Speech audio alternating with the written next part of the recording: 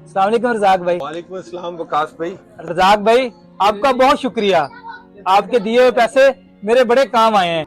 ये लें आपके पैसे। और हाँ, ये लें आपके सूद के पैसे।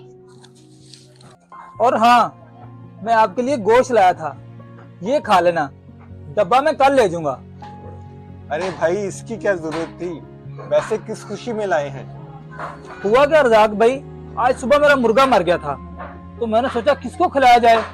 मैंने सोचा आपको ही खिला देते हैं, क्योंकि आपको तो सब जायज है। अरे भाई कैसी बातें कर रहे हो तुम? मरा हुआ मुर्गा भी किसी को जायज होता है, वो तो हराम हो गया हमारे लिए। वाह रज़ाक भाई, दीन की तो अच्छी मालूमात है आपको। फिर तो आपको ये भी पता होगा कि सूद का कारोबार करना भी मुसलमान के लिए हराम है। सूद खाना बदतरीन गुनाह है, खुदारा ऐसा ना करें। हमारी वीडियो अच्छी लगे